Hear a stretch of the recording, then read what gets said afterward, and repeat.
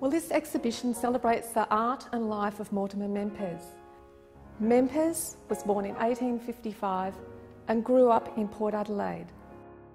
His father James had a shop on North Parade, Port Adelaide, and when Menpes was young, the family actually lived above the shop. And it's interesting to note that just further down the street was where Rosa Gross lived, and Rosa was to become Menpes' wife. Her father also had a shop on that street, so they were childhood friends. Today, Menpes' name is remembered in one of the streets in Port Adelaide. When Menpes was 20 years old, he moved to London. He never returned to Australia because he had an incredibly successful career as an artist in England. At the height of his career and success in London, he had many sell-out shows. He was frequently written about in the press, and he mixed with the cream of London society. This included the leading actors of the day, including Sir Henry Irving, Ellen Terry, even Sarah Bernhardt, and writers such as Oscar Wilde. I mean, whoever knew that Menpes was godfather to Oscar Wilde's son Vivian? There were artists, particularly James McNeill Whistler, as well as politicians, journalists, you name it, the who's who of London society, and Menpes associated with them.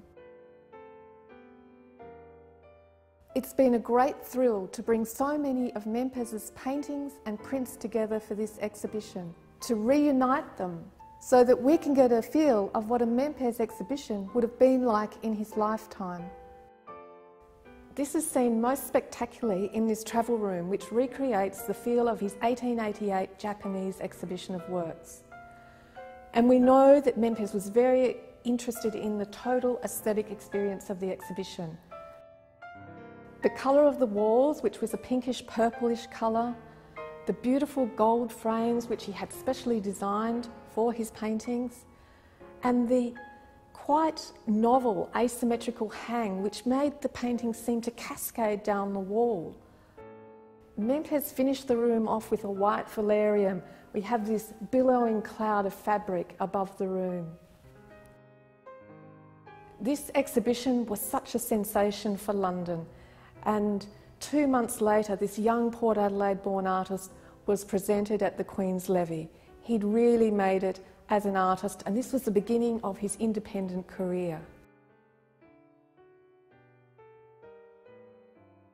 Travel became such an important part of his practice. After the success of this exhibition, he worked out that he would go on annual study trips to foreign lands, including parts of Asia, parts of Europe, and even Mexico. And he'd be away for 6 or 9 months of the year and then return and with great fanfare have another exhibition in London. And this continued right throughout the 1890s. And when you look closely at all these paintings, you see what fascinated Menpes about the travel. It was the lives of the people and the countries that he was visiting. He was particularly interested in the street life, the people doing ordinary things on the street, but things that he found fascinating, things that you wouldn't find on a London street.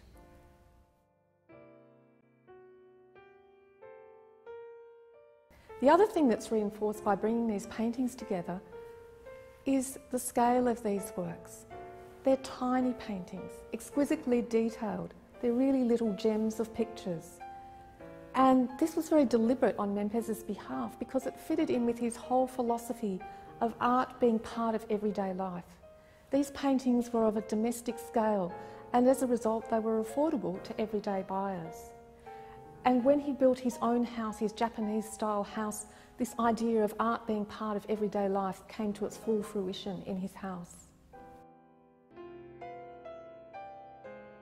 I think one of the great surprises and revelations of this exhibition is his work as a portraitist.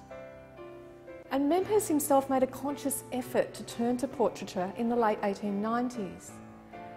He built and decorated a quite extraordinary Japanese-style house in Chelsea, and this was designed to attract fashionable sitters. The house became the talking point of London.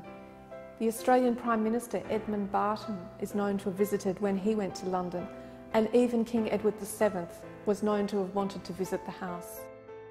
Menpes' studio in the house had walls of golden yellow and was a semi-public space where he would entertain visitors. And Menpes himself would be dressed in his kimono to sketch his portraits. Essentially, Menpes was quite a multifaceted artist. He was an artist who was interested in constantly challenging himself.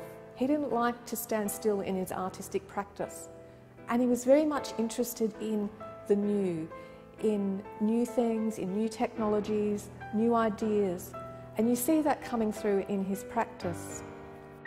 In fact, one of his contemporaries said, "It's just as impossible for anyone to tell you all about Menpes as it is to come to the end of the man himself. He is singularly many-sided. A more up-to-date man in every particular cannot be imagined. He's not only a man of today, but of tomorrow."